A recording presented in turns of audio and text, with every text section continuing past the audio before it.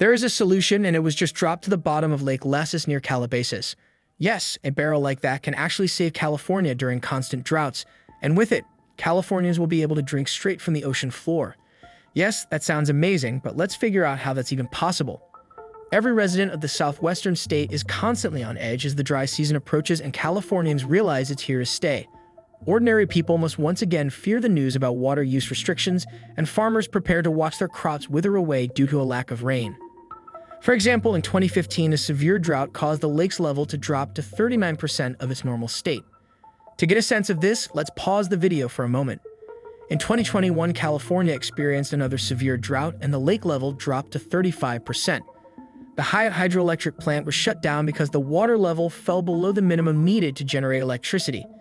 You could say that the state is getting less power because of the drought, but that's not even the main issue during the drought period that lasted from 2011 to 2017. Approximately 102 million trees died in California, with 62 million of them dying in just 2016. Agriculture literally withers away during these times because every plant needs water, resulting in hundreds of thousands of acres of land simply drying up. How does this affect average people? Well, let's go back to 2015 when Governor Jerry Brown introduced mandatory 25% water use restrictions, and in 2021, Gavin Newsom called for a 15% reduction in water use. In other words, average people are expected to use less water, which includes less drinking, washing, watering their gardens, and watering their hedges. If the last two are manageable, however, the first two are much more important. The Claude Bud Lewis Carlsbad plant in Carlsbad is one of the 11 desalination plants in California.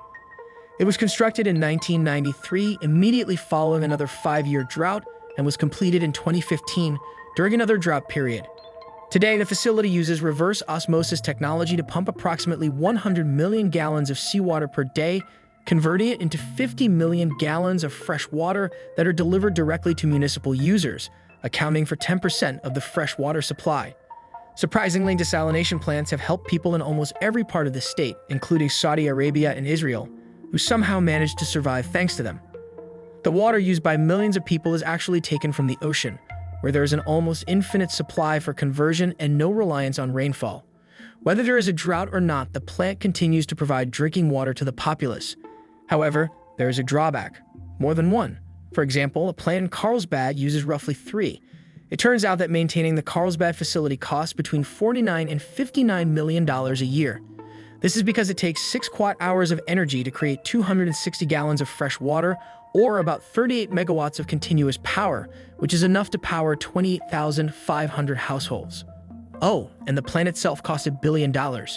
But if it does help, is that really a big deal? Well, because those costs end up on the consumers. For example, farmers in the Central Valley Project paid between $31 and $174 for about 317,000 gallons in 2016, while the Carlsbad plant charges over $2,100 for the same amount. This means that the water costs at least 12 times as much. If the water from the Carlsbad plant were used to grow almonds, which require about 320,000 gallons per acre, it would cost about $8,400. Whereas almond farmers made $3,320 per acre in 2009.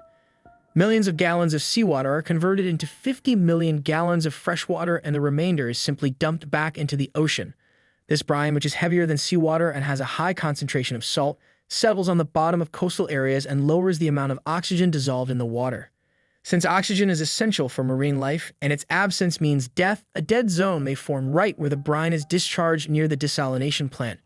The Carlsbad plant aims to minimize the harm to marine life by combining the discharge from the desalination plant with the outflow from the Encina power station, which lowered the salt concentration at the moment the power. When a plant is shut down, its employees mix the brine with water from the nearby Awahidian lagoon and then release it back into the ocean.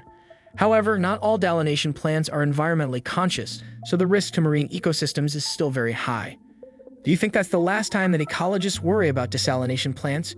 Because those plants can also harm or even kill marine organisms like fish eggs when they take in water. For the time being, desalination has some major issues, but in the Las Virgenes Reservoir, not far from the village of Westlake, they are testing a solution that promises to eliminate or partially eliminate the typical issues with standard desalination. Just recently, in March 2025, it dropped a barrel, or to put it another way, a capsule, all the way to the bottom of the California reservoir. People were able to successfully drink the water. If you think that getting drinking water from a reservoir that already contains fresh water is easy, you're right, but in this case, it was just a test to see if ocean well solution works. Later, it will be moved to the ocean floor, where it will convert salt water into drinking water. How do these capsules protect against the drawbacks of desalination? Well, it's no accident that ocean well solution is intended to be buried deep, more than 1,300 feet, because the most common desalination process used during this process is reverse osmosis. The process requires pressure to push the water through a semi-permeable membrane that separates the water molecules from everything else. Specifically, to purify seawater, you need pressure between 55 and 70 bars. Here's where Ocean Well's capsules come in, which they plan to place at depth starting at 300 feet, where the pressure already hits 40 bars, so you can get more than half of the pressure you need in the end. According to Ocean Well, the power needed to create pressure goes down, and the savings can reach up to 40% compared to what regular desalination plants require. For clarity, the company provides a comparison of an air conditioner that uses 47 watts. Everybody has a refrigerator that uses roughly 5 kilowatt hours every day, and there's a water heater that uses 14 kilowatt hours. On average, an Ocean Well's capsule uses only 2 kilowatt hours to produce 260 gallons of drinking water. The company claims that the water from the underwater units will be extremely cold, allowing you to run it through special stations to take advantage of the temperature difference and save even more energy. Perhaps the deep water placement of the filter has some drawbacks, but Ocean Well says it doesn't. The output is just clean water that can be poured directly into a glass and consumed underwater. When choosing a location in the ocean, setting up on a barren underwater area is a good option because it would mean less concern about the super harmful brine on top of that Ocean Well's capsules. These capsules operate so that their waste is just 5% saltier than the surrounding seawater, and the dispersal of the resulting salty waste is carried out through these discharge outlets at the top of the capsules. This way, Ocean Well plans to ensure its rapid diffusion into the surrounding water. Salts, bacteria, viruses, pesticides, and everything else that could contaminate the water gets filtered out. Ocean Well solution also prevents the problem of sucking in marine organisms. Yes, there are typically fewer of them at such depths than, say, off a beautiful sandy beach in California, but some species do live there, so Ocean Well decided to take care of them as well. Each capsule is equipped with a patented system called reshape, which filters seawater through multiple layers of fine mesh, meaning that many marine life members feel safe because they cannot enter the Ocean Well capsule. However, what about organisms that can slip through anything? In that case, the low water flow inside the system helps to ensure that no one is harmed, and can calmly return to the ocean after the test in the reservoir. By the way, the system already managed to avoid harming the plankton at all, which is great, but the capsule was stationed at a depth of about 49 feet. What about the maintenance of such desalination systems? There is no information about how much work and time it will take to keep the systems operating at depths of over 300 feet. The significant depth makes even simple tasks like changing the filter quite difficult, and it seems like it will need to be done frequently.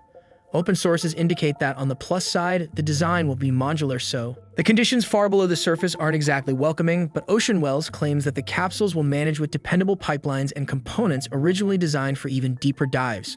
When it comes to performance, one of the most important metrics at the moment is that each capsule will produce nearly 1 million gallons of fresh water per day.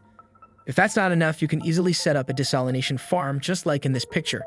The solution scales easily depending on demand, and you could even reach the point where there is a farm that provides drinking water to an entire city. It's something the company is planning to do. They want to select a coastal town and then cover the ocean floor with capsules, with the goal of producing 58 million gallons of drinking water per day.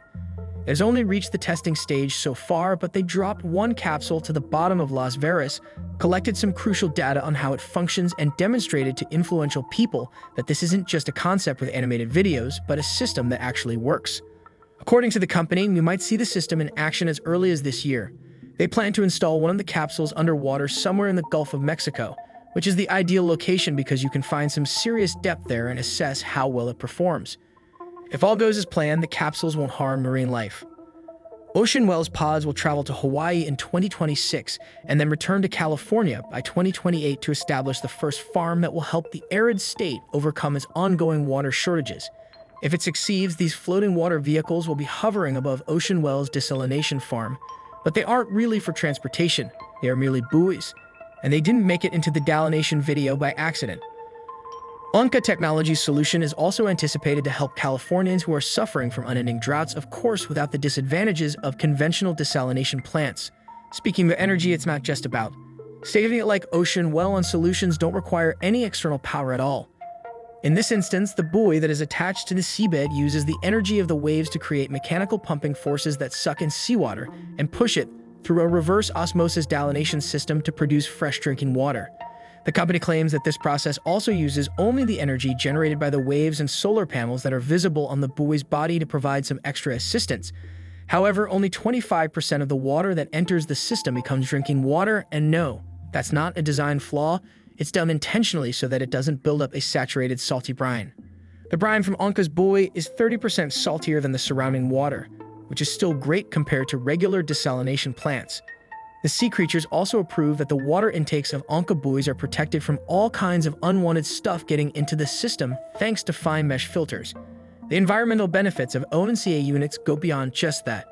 This particular buoy, which was tested 2 years ago, is made entirely from 170,000 recycled plastic bottles. As for the other models, it's unknown, but if they're also made from. Onca's solution is a great option for California. It's obvious that neither buoys nor ocean wells underwater units can replace the desalination plants in this drought-hit state right now. But in the future, authorities and investors will likely focus more on these kinds of less demanding solutions. Of course, each of these buoys can't really compete with desalination plants. For example, this model produces up to 14,000 gallons of fresh water a day. Remember the Carlsbad plant, which produced 50 million gallons in a single day.